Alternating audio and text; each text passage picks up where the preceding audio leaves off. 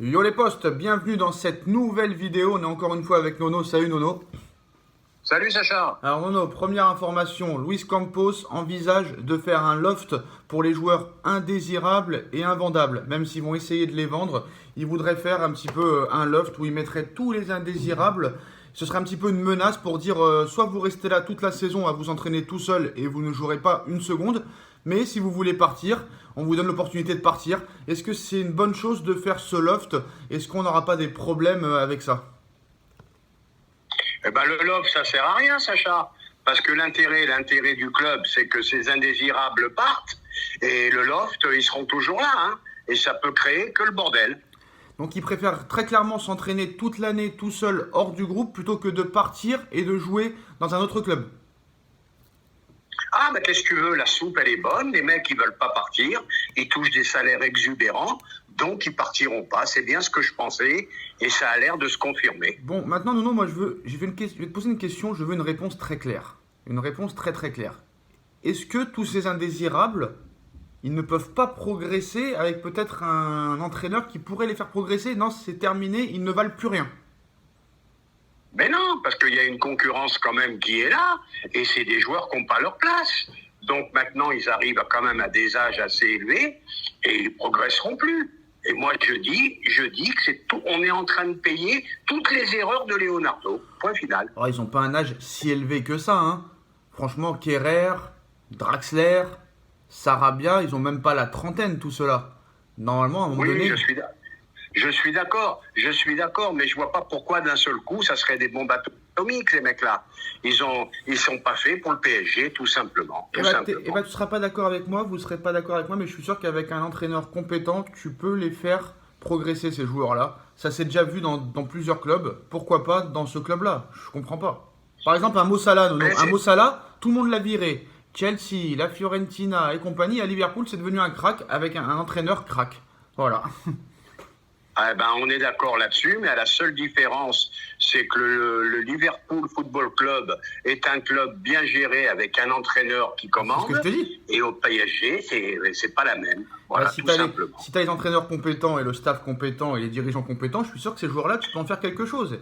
Ils étaient bons avant. Pourquoi ils seraient devenus très très nuls? C'est notre faute aussi un peu. Oui, peut-être, mais moi je dis que les Paredes, les Kerrer, les Draxler, les Herrera et compagnie, les Kurzawa, qu'est-ce que tu veux en faire? Ils iront au bout de leur contrat, point Ah, ça final. c'est sûr, Kurzawa, c'est l'erreur du siècle avec Draxler. Alors Nono, le PSG envisage de laisser filer librement Rafinha ou de le vendre contre un prix symbolique en échange d'une clause de pourcentage à la revente. Alors qu'en plus, même si tu le vends, tu devras donner 30% au Barça. C'est dommage parce que c'est un joueur qui n'était pas le plus mauvais au milieu de terrain et qu'ils ont dégagé comme un malpropre. Eh ben, tu vois, le problème, il est là. Bientôt, il faudra que le PSG paye pour faire partir ses joueurs. Voilà. On paye pour avoir un entraîneur. On paye un entraîneur incompétent qui est parti. Nice veut un bras et demi pour Galtier, donc on s'en sort plus. Bon, attends, on va en parler de ça. D'abord, on va parler du président de l'Inter de Milan qui a réagi à la rumeur Milan Skriniar au PSG. Il est certainement plus facile de remplacer un défenseur central qu'un attaquant. Nous serons probablement obligés de le vendre. Donc ça veut bien dire que Skriniar va venir au Paris Saint-Germain. Bien sûr, en plus, vu la proposition, l'Inter a besoin d'argent, ils ont récupéré Lukaku, donc c'est une opération, à mon avis, qui va se faire. Alors Nono, je vais parler de ton grand ami, même si réellement il n'y a plus beaucoup d'amis, hein, entre les Riolo, les Romain Molina et les médias qui disent un petit peu tout et n'importe quoi. Bah, Romain Molina a confirmé hier que le PSG ne regardera pas à la dépense pour ce mercato d'été. Qu'est-ce que ça peut vouloir dire honnêtement? Molina, j'ai quand même des doutes sur lui. Riolo, pareil. Personne ne sait au jour d'aujourd'hui ce qui va se passer. Alors C'est tout ce que je peux dire. très marrant, Nono Riolo hier a dit que soi-disant Keylor Navas, Sergio Ramos, Kylian Mbappé et Neymar et Lionel Messi pousseraient réellement à contacter directement Zidane pour qu'il vienne entraîner le Paris Saint-Germain. T'y crois? Info ou intox? Ben, je commence à y croire parce que je pense que ces joueurs de ce calibre-là doivent être très surpris que Galtier arrive, quoi. J'ai rien contre Galtier, mais c'est pas la dimension d'un club comme le PSG. Bon, je vais parler d'un petit Voilà, truc. tout simplement. Je vais parler d'un truc technique. Honnêtement, Nono, on va me faire croire très clairement que Mbappé a prolongé au Paris Saint-Germain et qu'il a eu l'assurance d'avoir Christophe Galtier. Il a prolongé pour avoir Christophe Galtier en tant que coach. Est-ce que c'est vraiment très sérieux? Non, c'est pas sérieux. Et je pense que, je vais te dire un truc, je pense que Mbappé doit commencer à se poser des questions. Florentino Pérez a dit à un supporter, il doit déjà regretter sa décision. Bon, bref. Eh ben, bon, il a le seum, lui, Pérez.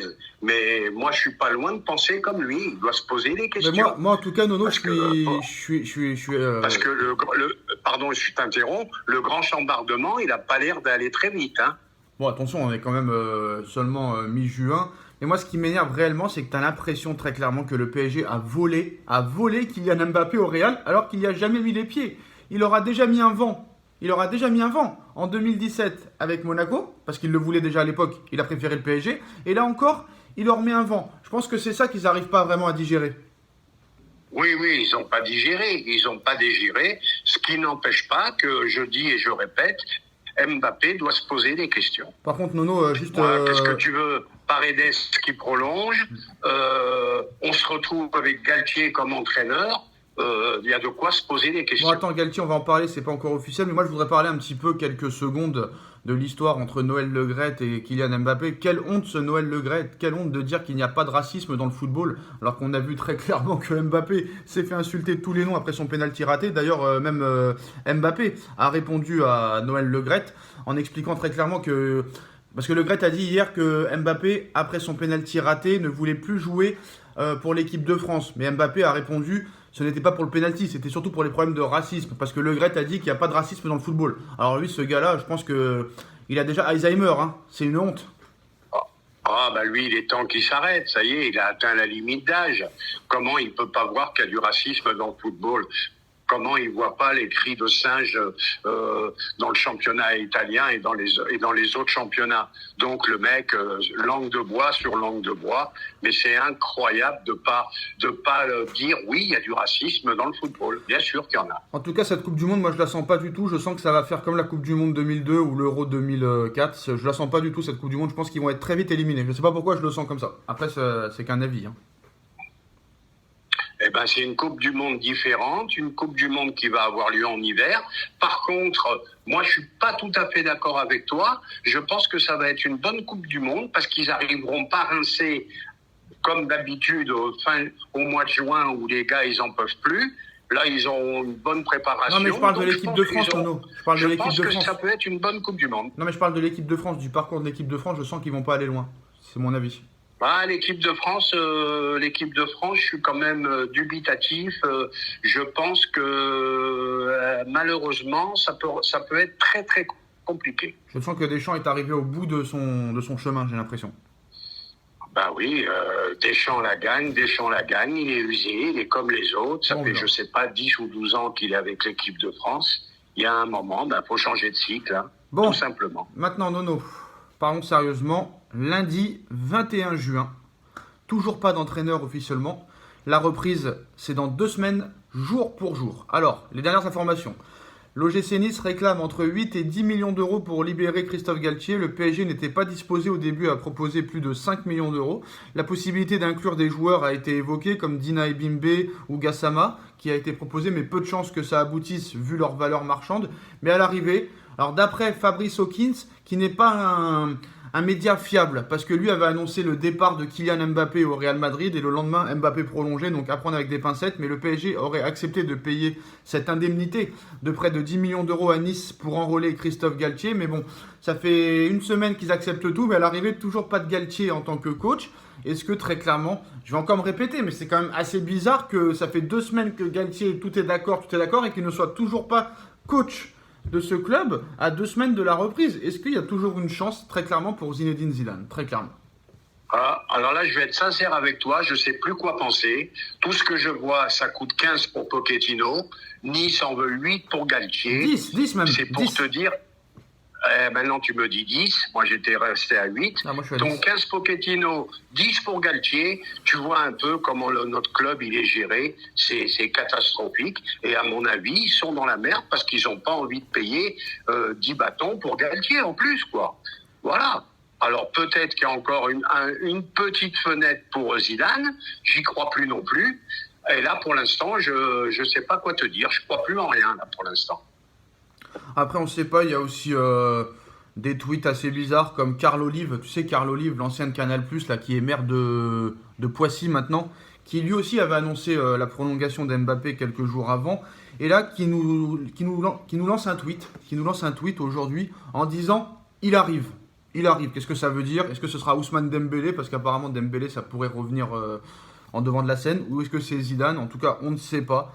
Très clairement, cette semaine quand même va être charnière, je pense, parce que je pense qu'il y aura beaucoup de choses qui seront réglées. Mais bon, je pense que si clairement le PSG voulait Galtier, le PSG aurait fait Galtier déjà depuis quelques jours et aurait déjà été entraîneur du Paris Saint-Germain. Donc à moins qu'ils sortent un lapin du chapeau ou qu'ils insistent pour Zidane, quoi qu'il en soit, je suis pas sûr à 100% que ce sera Galtier l'entraîneur. Je ne sais pas pourquoi. Ce n'est qu'un avis. Hein. Eh ben, moi, je suis un peu de ton avis. Le problème, c'est qu'ils veulent pas donner 10 millions pour Galtier, et ils ont raison. Et ils ont raison, il y en a marre de se faire prendre pour des pigeons. Zidane, il veut pas. Faut arrêter aussi avec Zidane. Et ils auraient dû avoir un autre plan, en sachant que Zidane, c'était pas sûr. Bon, Parce qu'à mon avis, il pensait que c'était sûr à 100% ouais, je pour pense Zidane. ils pensaient que c'était sûr. Ils ont encore eu les yeux plus gros que le ventre. Et bon, bah, Mukiele aussi, ce serait la priorité à droite pour une concurrence avec Achraf Hakimi. Bon, tu as déjà donné ton avis, hein, très bon joueur, hein, très bon joueur, Mukiele, qui peut jouer aussi dans l'axe. Donc, joueur assez polyvalent qui peut jouer dans un système en 3-5-2, en 4-3-3, en 3-4-3. Et aussi, dernière information aussi, c'était quoi? Oui, Mauro Icardi qui a repris l'entraînement 2 semaines avant, qui a perdu quelques kilos, Nono. Est-ce que il faut donner une dernière chance à Mauro? Le problème, c'est déjà, première chose, est-ce qu'il va jouer? Est-ce qu'il faut lui redonner une chance? J'en sais rien. Moi, je l'aurais vendu à tout prix.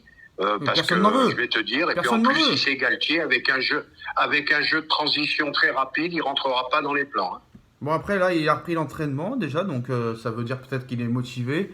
Mais bon, voilà, en tout cas, les dernières informations, les postos, hein, dites-nous en commentaire ce que vous en pensez. On like, on partage, on commente, on s'abonne. Et on se retrouve très vite pour une nouvelle vidéo. Merci Nono et merci à tous. Tchuss. Merci, Sacha.